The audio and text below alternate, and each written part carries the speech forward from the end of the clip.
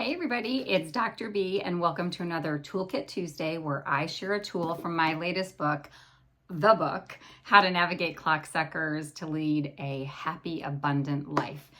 So what I want to talk about today is actually gratitude.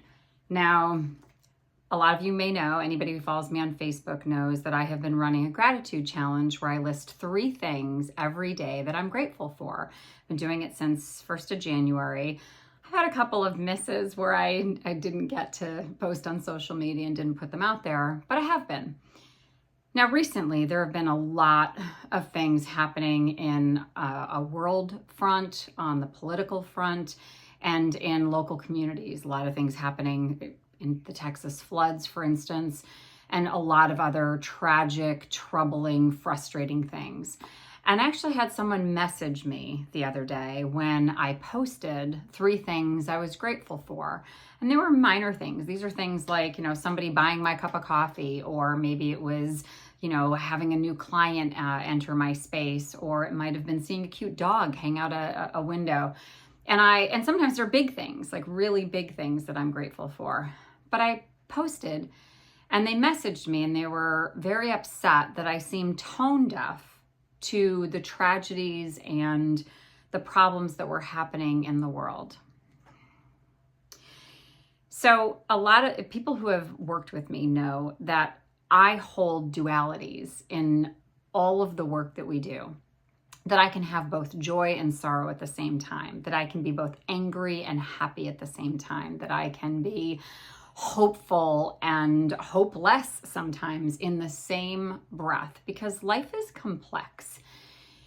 And the reason I wanted to talk about this and reveal this to you is that a lot of people have it confused that having a gratitude practice means that, I think unicorns are dancing in rainbows and crapping Skittles, right? That somehow I don't see and don't feel all of the ugly things that are also happening in the same breath. And let me assure you, I do.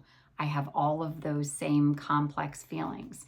But one of the purposes that I had in writing the book was to create a conversation, to continue a conversation about how do we invest the moments that we have, and balancing some of the grief and the sorrow and the anger and the dismay and hopelessness, all of those ugly, hard, complex feelings with gratitude. It's how we buoy ourselves. It's how we hold that duality, how we hold that difficulty in some sort of form. So, in the book, I talk about not just efficiencies and how to calendar your time and how to, add color-coded things so you know what your day is going to look like.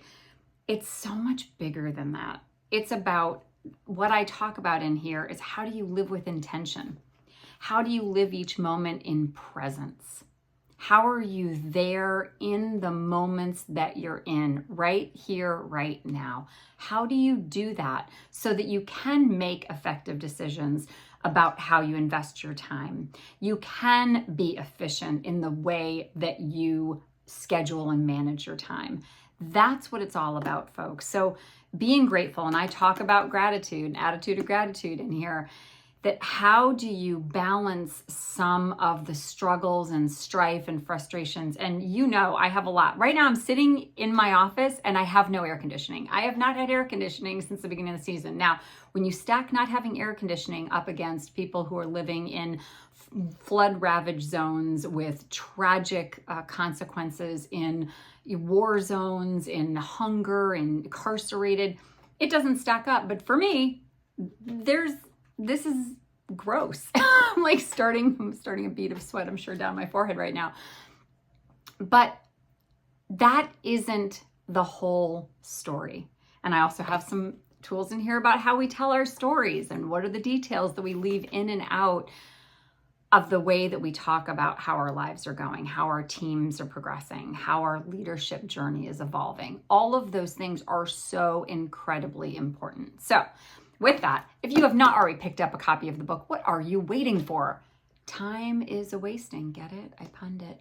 So pick up your copy of the book, share it with a friend or colleague. I keep getting messages and stories about how people are doing just that, and they're helping each other. So please, let's help each other, and let's find out how to navigate this precious resource called time. As a girlfriend of mine from high school posted the other day, time is the only resource we never know the balance of. So with that, go be the light, go be grateful, and let's change the narrative. All right, peace out.